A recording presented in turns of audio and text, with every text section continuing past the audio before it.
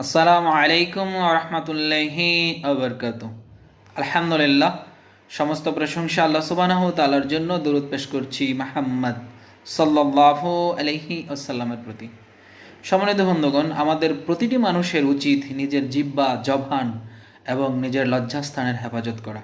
কেননা আল্লাহ রাসূল সাল্লাল্লাহু আলাইহি সাল্লাম এই মর্মে বলেছেন, বুখারীর বর্ণনায় এসেছে, আল্লাহ রাসূল সাল্লাল্লাহু আলাইহি সাল্লাম বলছেন যে ব্যক্তি তার জিহ্বা এবং লজ্জাস্থানের হেফাজত করবে, আমি তার জান্নাতের নিশ্চয়তা দিচ্ছি। সুবহানাল্লাহ।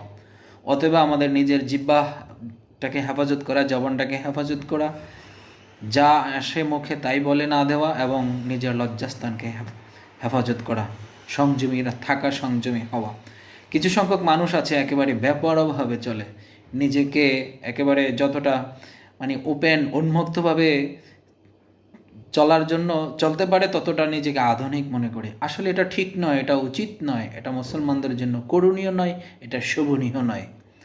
অতএব আমাদেরকে হেফাজত রাখতে হবে, আমাদের লজ্জাস্থানের হেফাজত রাখতে হবে, আমাদের নিজের জবানটাকে হেফাজতে রাখতে হবে। আল্লাহ সুবহানাহু ওয়া তাআলা আমাদের প্রত্যেককেই সঠিক রাস্তায় সঠিকভাবে চলার জন্য তৌফিক দান করুক। আমিন ইয়া রব্বুল আলামিন।